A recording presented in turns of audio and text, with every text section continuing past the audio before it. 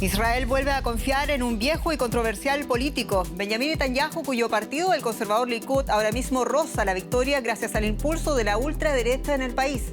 Vamos en breve por más detalles hasta Jerusalén. Soy Jenny Pérez y en Berlín para Deutsche Welle. Destacamos: Netanyahu ve una gran victoria por delante. Todo indica que habría una coalición entre conservadores y ultraderechistas. ¿Pero qué le espera a Israel? Rusia se incorpora al acuerdo internacional que libera las exportaciones de cereales de Ucrania gracias a la mediación de Turquía. Ankara era uno de los países especialmente afectados por la falta de granos. Y miles de manifestantes bolsonaristas no aceptan la victoria del presidente electo Luis Ignacio Lula da Silva.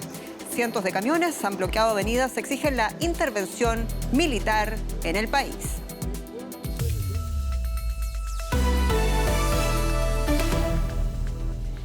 Los resultados parciales de las elecciones generales de Israel muestran que el ex primer ministro Benjamin Netanyahu volverá al poder. Hasta ahora se ha contado el 86% de los votos. Vamos a conocer el resultado oficial mañana jueves. Mientras tanto, los resultados finales que aún podían variar, pero todo indica que será el partido Likud de Netanyahu con sus aliados ultraortodoxos religiosos y de ultraderecha radical que se dirigen hacia una inédita mayoría parlamentaria. Bibi, rey de Israel. Así es como sus seguidores apodan a Benjamin Netanyahu. Ya los primeros pronósticos apuntan a una clara victoria electoral del ex primer ministro. Con la mayoría de los votos escrutados, su partido Likud obtiene una ventaja holgada para formar gobierno en el Parlamento israelí. Si el resultado final confirma las proyecciones, formaré un gobierno que cuidará de todos los ciudadanos israelíes, todos, sin excepción.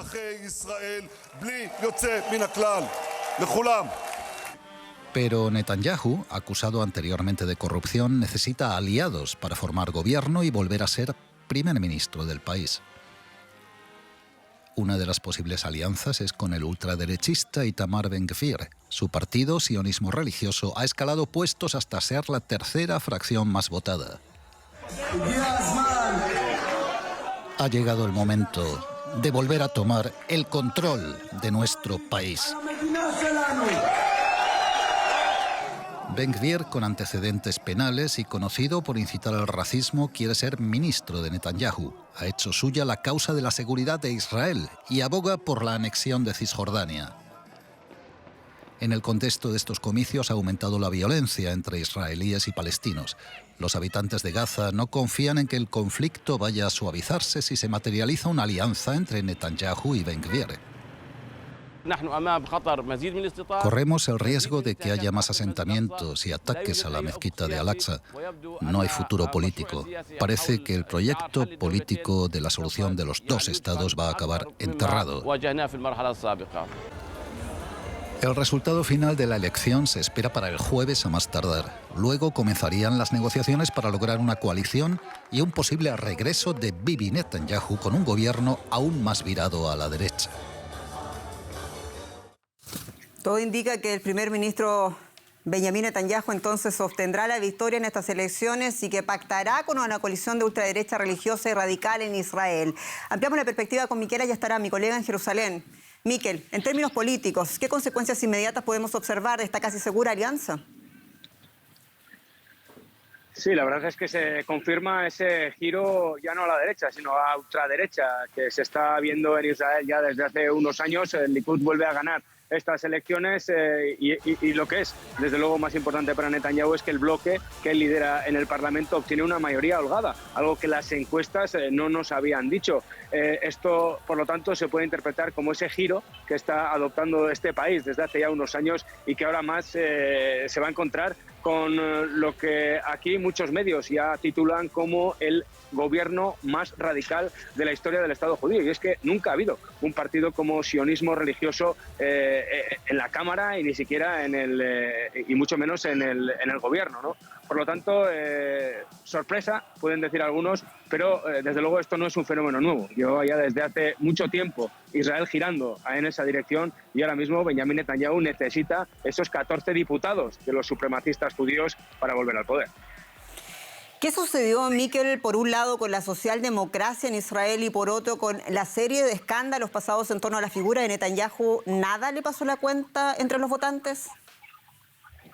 Está claro que desde luego los escándalos de corrupción no solo no le han pasado factura, sino que parece que lo han fortalecido, incluso frente a las urnas, ya que una tras otra el Likud ha ganado todas las elecciones. Respecto a la socialdemocracia, pues realmente es muy difícil que utilicemos los términos que usamos para definir a los partidos en Europa aquí en Israel, porque ni el centro europeo es el centro que hay aquí en Israel, ni la derecha es como allí, como aquí, ni la izquierda, ¿no? ni lo mismo con la socialdemocracia. Pero poco a poco esos partidos que metíamos dentro de esa etiqueta han ido perdiendo peso, han ido perdiendo fuerza frente al empuje de todo lo que es el ultranacionalismo sionista, el ultranacionalismo religioso, que es realmente el auténtico protagonista de estas elecciones y que va a ser la formación, va a ser ese movimiento, ese partido que va a permitir a Netanyahu volver al poder. Los laboristas, Meretz, el resto de formaciones, algunas históricas dentro del panorama político, realmente han desaparecido. Caras largas igual en Israel. Muchas gracias, Miquel. Ahí estarán en Jerusalén por este análisis. Gracias a vosotros. Y como si fuera poco en el mundo, la tensión se agrava en torno a la península de Corea luego de que Seúl denunciara que Corea del Norte lanzó misiles balísticos y varias rondas de artillería, acrecentando naturalmente los temores de que Pyongyang esté planificando su primera prueba nuclear en 5 años. Corea del Norte lanzó al menos 23 misiles más allá de la línea del límite norte por primera vez desde el fin de la Guerra de Corea, hace casi 70 años. El presidente de Corea del Sur, Yoon Suk-yeol, calificó el acto como una invasión territorial. Más tarde, Corea del Norte lanzó un centenar de disparos de artillería a una zona fronteriza marítima en respuesta a los ejercicios militares conjuntos de Corea del Sur y los Estados Unidos. Bueno, y como no, Corea del Norte, el otro punto rojo del mapa que sigue calentando también los conflictos mundiales. Ampliamos la perspectiva con Antonio Alonso Marcos, quien es profesor adjunto de Relaciones Internacionales de la Universidad de San Pablo. Profesor Marcos, muy bienvenido y en honor al tiempo comienzo preguntándole, decíamos la tensión vuelve a la península coreana, pero ¿qué tan peligroso en este nuevo punto de tensiones son Corea del Norte y sus misiles? Bueno, la verdad es que si estuviéramos viviendo hace 10 años, pues sería algo anecdótico quizás, o algo preocupante solo para Corea del Sur y Japón y ya está, o para incluso Estados Unidos. Pero la verdad es que estamos viviendo unos tiempos bastante peligrosos, con la emergencia de China, con el declive de Estados Unidos y con una guerra en medio de Europa entre Rusia y Ucrania. Entonces, en todo este contexto internacional aparece también Taiwán como un episodio, como una parte de este gran problema, de este gran puzzle, en el que efectivamente China y Estados Unidos comienzan a medir sus fuerzas. Y el caso de Corea del Norte es exactamente lo mismo, porque al final el patrocinador y el protector de Corea del Norte es ni más ni menos China. Entonces, Corea del Norte se siente respaldado por China y se siente envalentonado frente a Estados Unidos. Un Estados Unidos que, siendo sinceros, él también es consciente de que no puede atender a dos frentes distintos a la vez. Por un lado, Ucrania, y por otro lado, pues un posible conflicto en Taiwán y un posible conflicto de nuevo en la península coreana. Hay que recordar que el garante y el protector de la seguridad de Japón y de Corea del Sur es Estados Unidos. Entonces, Corea del Norte sabe que Estados Unidos no puede atender a dos frentes a la vez, sobre todo tan separados y tan distantes. Por eso aprovecha, digamos, lo que entiende Corea del Norte, que es un momento de debilidad de Estados Unidos. Bueno, profesor Antonio Alonso Marcos, de las Relaciones Internacionales, bien digo, de la Universidad de San Pablo, estaba conversando con nosotros para Deutsche Welle sobre este importante tema internacional que se agrega naturalmente a los puntos de efervescencia en el mapa geopolítico. Y a todo esto, Ucrania intenta restaurar los servicios de agua y electricidad dañados por los ataques rusos contra sus infraestructuras clave. El alcalde de Kiev aseguraba que vuelve a haber un suministro de luz y de agua en la capital, pero las autoridades advierten sobre continuos apagones para ahorrar energía. A medida que se aproxima el invierno, aumentan también los temores de que muchas áreas se queden sin electricidad, calefacción o agua.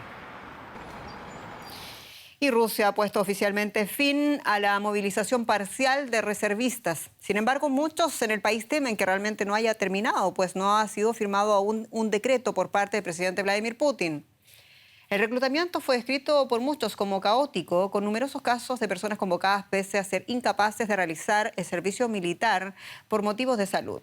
El propio Putin admitió en su momento que había habido errores en el proceso.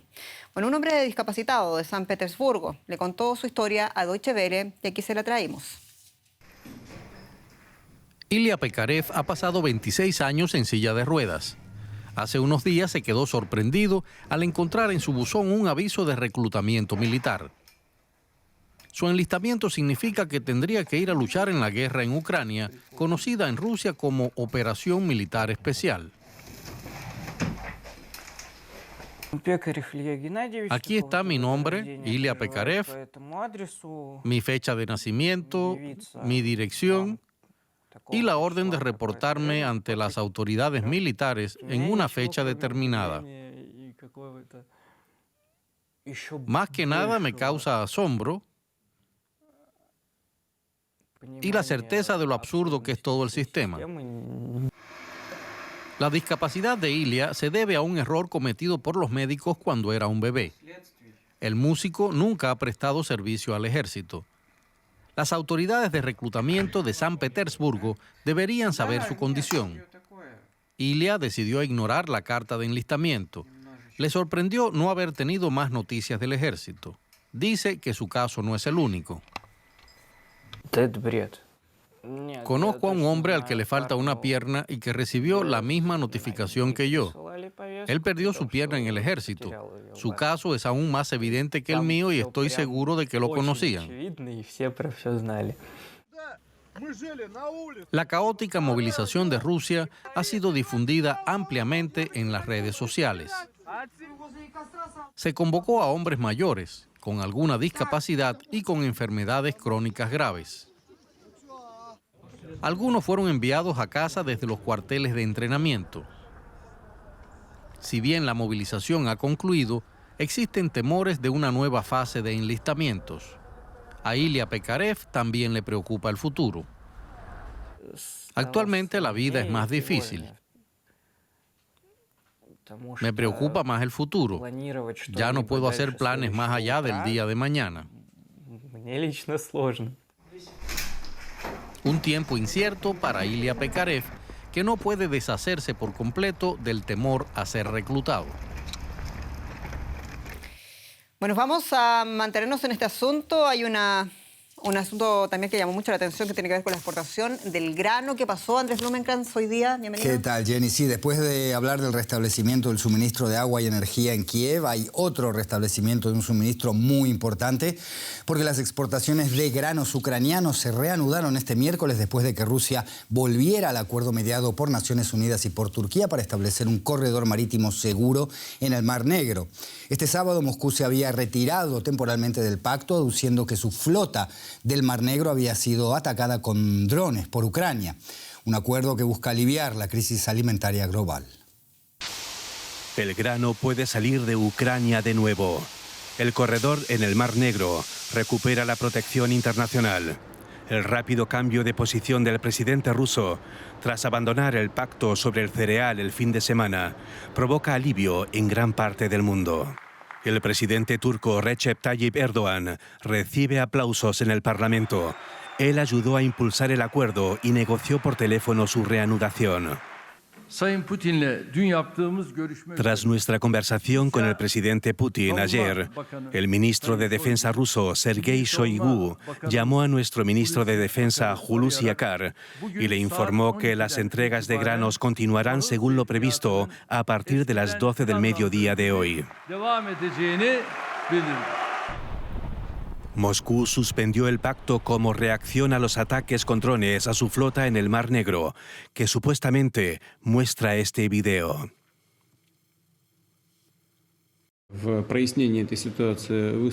Nuestros socios turcos actuaron como intermediarios para aclarar esta situación y a través del Ministerio de Defensa nos informaron de que Ucrania ha asegurado que estos corredores humanitarios no se utilizarán con fines militares. Así se mantiene vigente el acuerdo negociado en julio pasado para evitar una crisis alimentaria global. En Estambul, inspectores de la ONU, Rusia, Ucrania y Turquía monitorean los buques. Ya se han enviado 10 millones de toneladas de cereales y otros alimentos. Moscú critica que la mayoría de los productos no llegaron a los países más necesitados en África. Según la ONU, los principales receptores son España y Turquía. Pero la llamada telefónica de Putin y Erdogan también debería cambiar esto. Y los bancos centrales del mundo siguen buscando el delicado equilibrio que les permita controlar la inflación sin caer en una profunda recesión.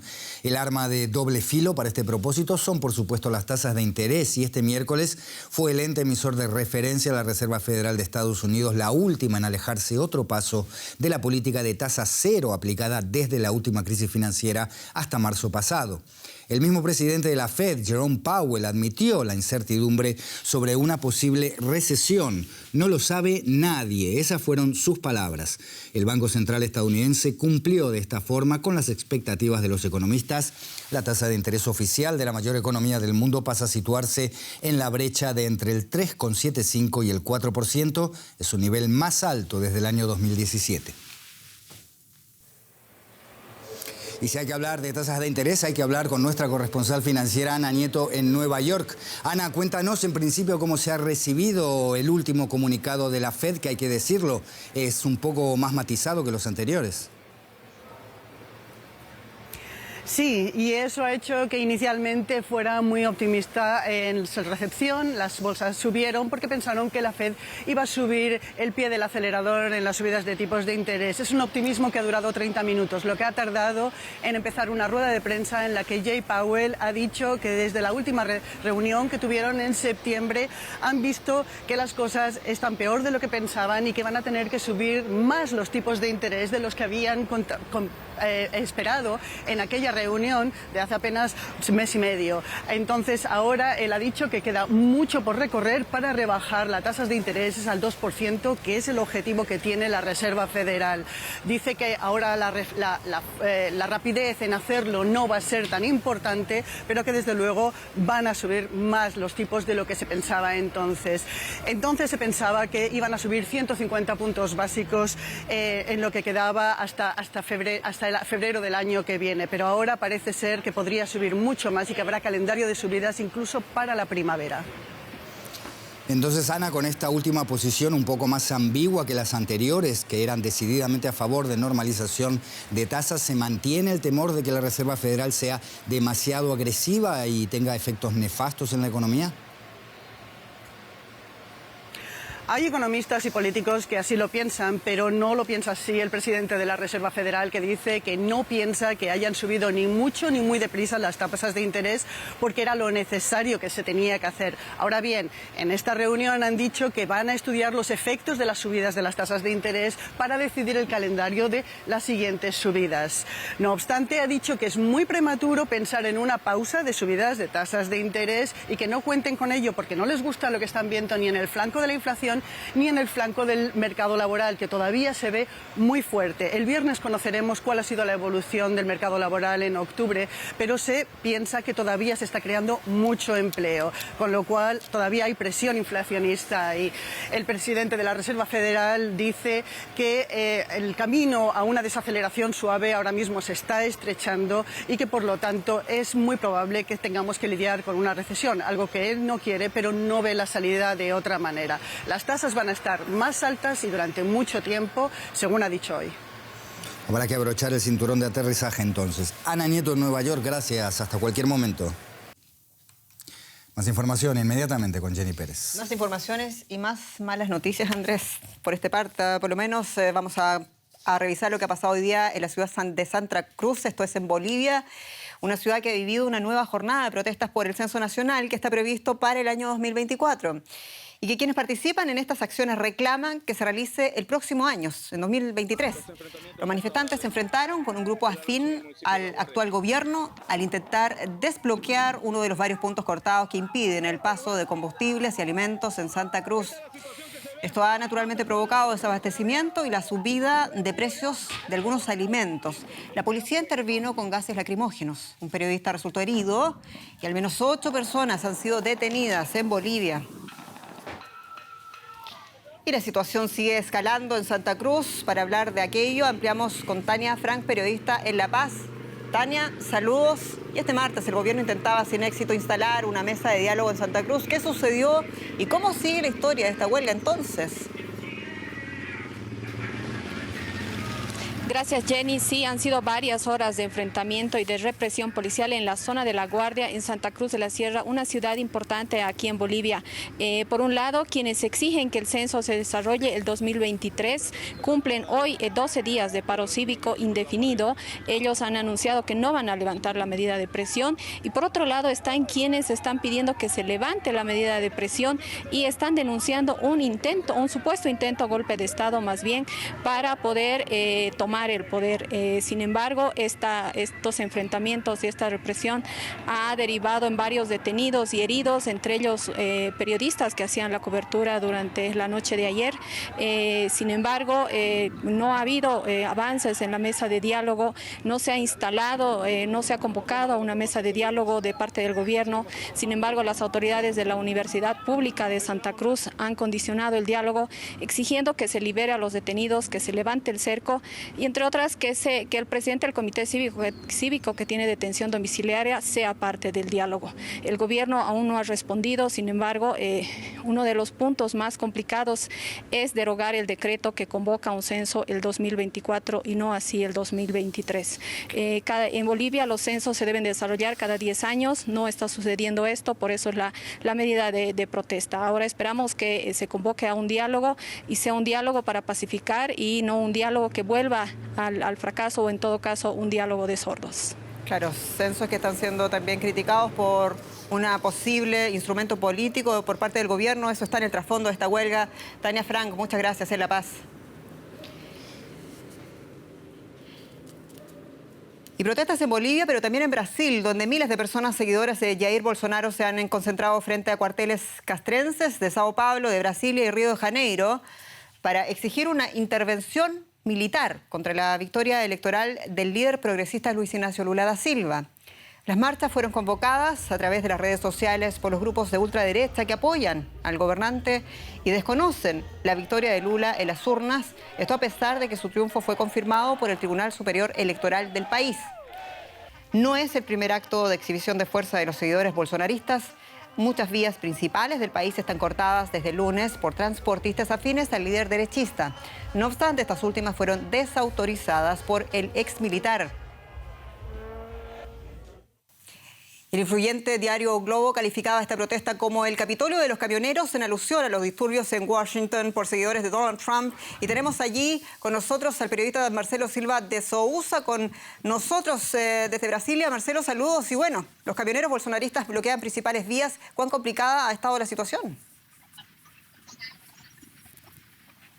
Buenas tardes, Jenny. Bueno, una situación al cabo del tercer día de protestas en las carreteras brasileñas que va mejorando, pero muy lentamente y no sin dejar preocupación por los problemas que empiezan a traer estos cortes en lo que es la distribución de productos básicos como alimentos y medicamentos. En estos momentos, según el último parte de la Policía de Carreteras, hay 150 bloqueos que afectan a 15 estados de Brasil. Ayer a esta misma hora hablábamos de cerca de 270, con lo cual efectivamente han disminuido. Se ha visto una nueva postura de la policía, principalmente de las policías estaduales, conducidas por gobernadores que han dado la orden de tomar todas las medidas que estén a su alcance para liberar las rutas, inclusive de gobernadores que estuvieron aliados al presidente Bolsonaro en la campaña. Hay mucha preocupación en la Cámara Nacional de Comercio, que ve un escenario parecido a 2018, cuando los camioneros cortaron los caminos del país durante 10 días y se vivió un fuerte desabastecimiento. Se habla de 30 sectores de la industria alimenticia que están en riesgo inminente de quedar paralizados y de que a partir de mañana se podrían empezar a desechar 500.000 litros de leche por día. El ministro de Justicia de Bolsonaro dijo que es momento de abrir los caminos como sea. Hay una orden judicial, también sabemos, por tal motivo a los camioneros esto no les puede salir o no les saldría gratis frente a la justicia brasileña, que ya dijo libere las vías. Marcelo, lo que piden los manifestantes es nada menos que una intervención militar. Y aquí la pregunta, ¿qué se puede decir de la lealtad de las Fuerzas Armadas brasileñas a la Constitución con unas elecciones legitimadas ya y consumadas también dentro y fuera de Brasil? Bueno, se vio hoy sin dudas en este día feriado en Brasil, y esto hay que decirlo, una minoría de los brasileños que es muy ruidosa, porque además de quienes están cortando los caminos, se concentraron en cuarteles generales de los militares aquí en Brasilia, en Río de Janeiro y en San Pablo. Las chances hoy de ese tipo de maniobra antidemocrática son prácticamente cero. Esto es lo que nos dicen fuentes tanto del gobierno como dentro de los cuarteles. Los militares están hoy sentados sobre la Constitución y el mayor indicador o el indicador que da más tranquilidad respecto a eso es justamente el silencio de las Fuerzas Armadas frente al triunfo de Luis Ignacio Lula da Silva. Militares que están dispuestos a respetar la Constitución ante un Bolsonaro que, si quisiera intentar algún tipo de maniobra, está completamente aislado, porque todas las instituciones democráticas brasileñas lo han reconocido a Luis Ignacio Lula da Silva, los líderes más importantes del mundo también, y me quedo con una frase del vicepresidente Hamilton Mourão, vicepresidente de Jair Bolsonaro justamente, un militar de la reserva muy respetado dentro de los cuarteles, que dijo en las últimas horas: el bolsonarismo perdió, no es momento de llorar, es momento de quedarse en casa simplemente, dando por cerrado el pleito y de alguna manera dando tranquilidad de que estos nada más son pedidos aislados de personas radicalizadas. Marcelo Silva de Souza, periodista, muchas gracias en Brasilia. Y una noticia que da esperanza: en uno de los peores conflictos internacionales, en Etiopía se ha logrado un gran avance para poner fin a 2 años de guerra civil. Las partes beligerantes en la región de Tigray, en el norte del país, acordaron poner fin a los combates. Representantes del gobierno etíope y del Frente Popular de Liberación de Tigray firmaron este acuerdo en las conversaciones de paz en Sudáfrica. Acordaron lo que llamaron un cese permanente de las hostilidades. Desde que estallaron los combates en noviembre del año 2020, miles de personas han muerto, hay millones de desplazados y muchos más están al borde de la hambruna. Y aquí nos despedimos. Muchas gracias por acompañarnos en este recorrido de las noticias del mundo. Mi nombre es Jenny Pérez. Esto es Deutsche Welle para ustedes desde Berlín. Hasta pronto.